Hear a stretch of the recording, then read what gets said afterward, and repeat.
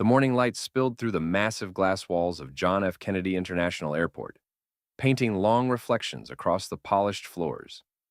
The air hummed with the constant movement of travelers, rolling suitcases, hurried footsteps, the distant whir of escalators carrying people toward new beginnings or long-awaited returns.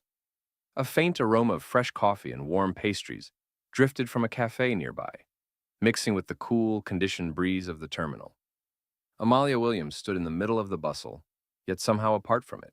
She carried herself with the quiet confidence of someone who had fought her way through rooms where she was not expected to succeed, and did so anyway. Her suit was tailored perfectly, charcoal gray, sharp lines, pristine white blouse beneath. Her natural curls were neatly tied back, framing her calm, observant eyes. She checked her watch, though she already knew the time. She was never late.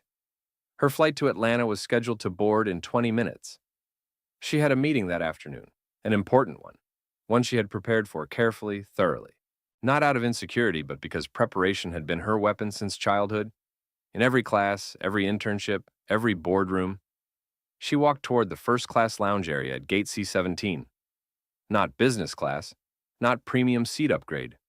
First class. The kind most people assumed was reserved for wealthy executives, celebrities, or politicians. Her heels tapped softly on the floor, steady, controlled, unrushed. The walk of a person who has earned the right not to hurry. When she reached the seating area, she paused for just a moment, not to rest, but to observe.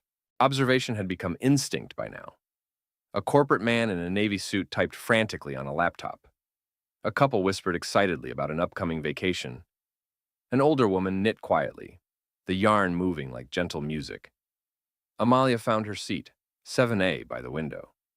She always chose window seats. Looking out at the sky calmed her, reminded her that she had climbed too far to ever let herself be pushed back down. But when she approached the row, her steps slowed.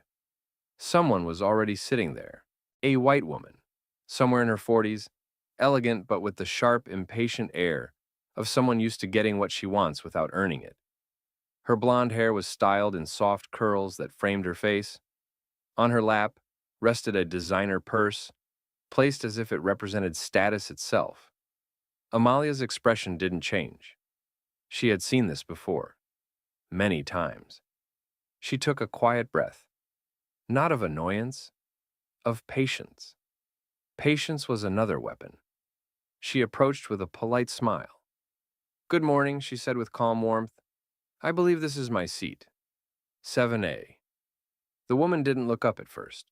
She continued scrolling her phone, the way someone ignores a waiter they consider beneath them. Finally, she lifted her gaze, slowly, and her eyes ran over Amalia, not just seeing, but evaluating, measuring, judging. A long second passed. Then, the woman smiled. But it wasn't kind. It was the smile of someone who believed she had already won. The white woman lowered her phone just enough to speak, her voice smooth but edged with something sharp, something practiced, the tone of entitlement worn into habit. "I don't think so," she said, crossing one leg over the other. The heel of her polished shoe tapped against the floor with bored confidence. "I'm quite sure this is my seat." Amalia kept her posture open, relaxed shoulders, calm breathing. She didn't raise her voice, she didn't lean in. She simply held her space. She offered her boarding pass with a steady hand. 7A. Right here, she repeated gently, as though the facts themselves would be enough. The woman didn't take the pass. She didn't even look at it. Instead, she let her eyes flick down Amalia's figure again. The suit, the shoes, the neat hair. But her gaze wasn't admiring. It was searching for a crack, something that didn't fit her internal picture of who belonged in a first-class leather seat beside the window. Her lips curved into that same practiced smile. But now it was thinner, almost smug. "Honey," the woman said, lowering her voice into something meant to sound kind, but dripping with superiority. "You might be confused. These seats are expensive." A few passengers turned their heads, subtly, pretending to look elsewhere. Their eyes lingered just a moment too long before sliding away. Some knew exactly what was happening. Some pretended they didn't. Amalia did not flinch. She nodded once, slow, measured. "I'm aware." The woman finally reached out and plucked the boarding pass from Amalia's fingers. She glanced at it, barely a second, and handed it back with a dismissive wave, as if the paper itself had offended her. That must be a mistake. You probably got upgraded by accident, she said, tapping her phone again. These systems mess up sometimes. It's okay. I'm sure they'll find you a seat somewhere else. The word somewhere hung in the air like a weight. Not here, not equal, not beside her. Amalia didn't blink. She had heard variations of this tone in offices and meetings, at hotel desks, at charity galas, even at graduation ceremonies. Not loud hatred, quiet certainty of hierarchy. The kind people don't call discrimination because it's done with a smile. She drew one small breath, and when she spoke, her voice was warm but unmistakably firm. I assure you, she said, this is the seat I purchased. The woman leaned back, eyebrows lifting slightly as though inspecting something she found curious. And I assure you, she answered with a light laugh that was meant to sound harmless, they don't sell seats like these to everyone. The last words slipped out like something poisonous, wrapped in sugar. The terminal seemed to grow quieter. Somewhere, a suitcase wheel clicked sharply against tile. A coffee cup lid snapped shut. Eyes were watching now. Phones ready, not raised yet, but waiting. Amalia's expression didn't shift. Not a muscle. There was nothing to prove. She spoke softly. Let's ask the flight attendant to confirm. The woman smirked, flicking her hair back. Go ahead. She gestured with two lazy fingers. I have time. She believed she was untouchable. She believed the world would take her side without question. She believed she understood the story already. But the story was only beginning. A flight attendant in a crisp Navy uniform walked toward them, her steps brisk but controlled. She wore the well-practiced expression of someone who had seen hundreds of almost conflicts and who knew how quickly a tone, a word, or a raised eyebrow could turn an airport into a stage. Good morning, she greeted, voice light, professional. Is everything all right here? The white woman leaned back in the seat, already positioning herself as the reasonable one. The tone changed. Softer, polite, performative. Yes, actually, she said, smiling sweetly. This young lady seems to think this is her seat. A gentle laugh. Meant to be charming, meant to signal. Look how silly this is. Amalia handed her boarding pass to the attendant. Not hurried, not defensive, just steady. Seat 7A. The attendant scanned it with a small handheld device. A faint beep. A green light. The white woman lifted her own pass, still confident, chin high. 7A, first class. I booked weeks ago. The attendant scanned it. Another beep. But this time, yellow. The screen flickered for a moment. She tapped it, reading carefully. Her expression shifted. Not dramatic, just a small tightening at the corners of the mouth. A breath held in. She looked at the woman. Ma'am, she began carefully, your assigned seat is actually 18B. The white woman blinked. The attendant showed her the screen. The letters and numbers were clear. 18B. Economy. Middle seat. No, that's impossible, the woman insisted, her voice tightening. I paid for first class. The attendant checked again, scrolling through booking details. It appears, she said slowly, that you purchased Economy Flex, and the system did not apply an upgrade. I'm very sorry for the confusion. Passengers nearby were listening now, without even pretending not to. The white woman's veneer slipped just slightly, her voice sharper. I belong in first class. Her eyes flicked toward Amalia. And she... The sentence didn't finish, but the meaning hung in the air like smoke. A man in the next row shifted uncomfortably. Amalia stood still, spine straight, hands relaxed, silence stronger than argument. The flight attendant tried again, kindness holding firm. Ma'am, if you follow me, I can help you get seated. No. The woman crossed her arms tightly, refusing to move. I'm not going anywhere. I'm staying in this seat. A pause. Not dramatic. Just long enough to reveal something. This wasn't about money, or seating, or mistakes. This was about belief. Belief in who deserved comfort and who didn't. A quiet tension rippled through the cabin, the kind that makes strangers feel suddenly connected, watching the same truth unfold. Amalia broke the silence first. Her voice was soft, calm, completely in control. Then, she said, taking out her phone, "I'll call someone who can resolve this." The white woman gave a small scoff, a quick, disbelieving laugh. "And who exactly are you going to call?" she asked, amusement curling in her voice. She thought this was the end of the scene. She had no idea. The real story was just beginning. The white woman's laugh echoed softly through the cabin, the kind of laugh that said she felt absolutely certain of how this story would go. She looked around as though expecting others to share in her amusement, to validate her assumption, to stand with her in quiet agreement. A few passengers stared down at their phones, not texting, just hiding. Silence can be as loud as words. Amalia didn't react to the laughter. Her face remained composed, her breath steady. She knew this silence. She had met it in college halls, in boardrooms, at fundraisers, where she was the only one in a room full of people who believed they were already complete without her. She lifted her phone to her ear and spoke calmly, clearly. "Yes, hello. Gate C-17. We have a seating conflict in first class." A pause. She listened. "Thank you. I'll wait." She ended the call and slid the phone back into her bag with deliberate ease. The white woman raised an eyebrow, smirking. "You called customer service?" she asked, mock sympathy coating her tone. "Sweetheart, they can't fix every misunderstanding. Sometimes seats are just out of your range." She said the words slowly, gently, like she was teaching a child something she believed the child could never quite learn. Then she leaned in closer, lowering her voice. Not to be kind, but to be certain others could still hear. "You don't belong in first class."